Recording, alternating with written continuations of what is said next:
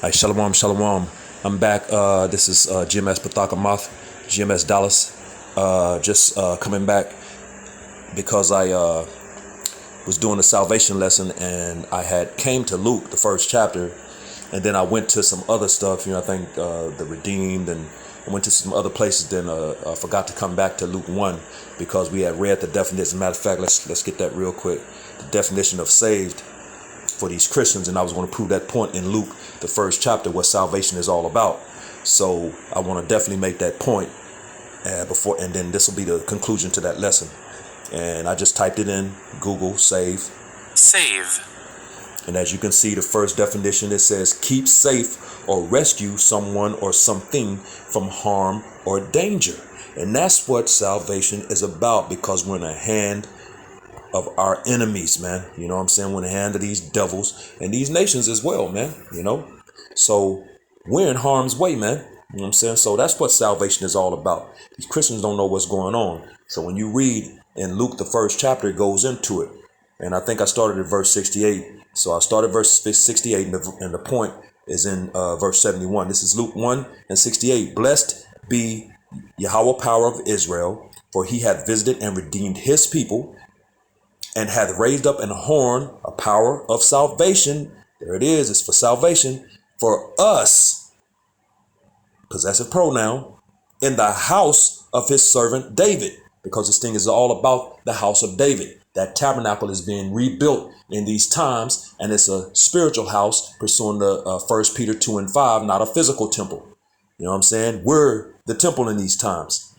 So, and of course, we know pursuant to Luke, the first chapter, that Yahushua is going to sit on the throne of his father David. So this thing is all about the throne of David, the house of David, and salvation is for them. That's that government, that order, you know what I'm saying, that cosmos in John 3:16. That's the world of Israel, which we brought out Isaiah 45 and 17. All these things line up, go hand in hand to prove who salvation is for. So you can't get it twisted, Christians. Verse 70, it reads, as he spake by the mouth of his holy prophets, which have been since the world began, and he's still doing that to this very day. We're out here speaking it to this very day. The scripture saying 1 Corinthians, the 14th chapter, in verse 32, I believe, 31 or 32, that the spirit of a prophet is subject to a prophet, man. So the prophets are back in these times doing the same thing that they've been doing since the world began. And here's the point, verse 71, that we should be saved from our enemies and from the hand of all that hate us. And we just read salvation to keep safe or rescue from someone or something from harm or danger. Where if we're in the hands of our enemies and they hate us, hello? Yeah, that's the salvation, man. That we should be saved from our enemies and from the hand of all that hate us, which is all 17 other nations outside of the nation of Israel. As a matter of fact, it's reiterated in verse 74. So I'll just read down.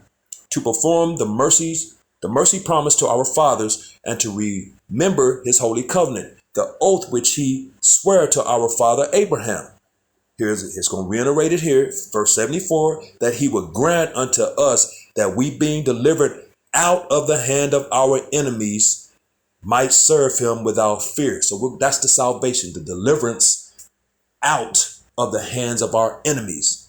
You know what I'm saying? That we should be saved from our enemies and from the hand of all that hate us. That's the salvation. This is for the Israelites. We're the only nation of people that's in danger, because we're the nation of people that's in the hands of our enemies right now in these times. So stop, Christians. It's over. Bang the gavel, court is adjourned.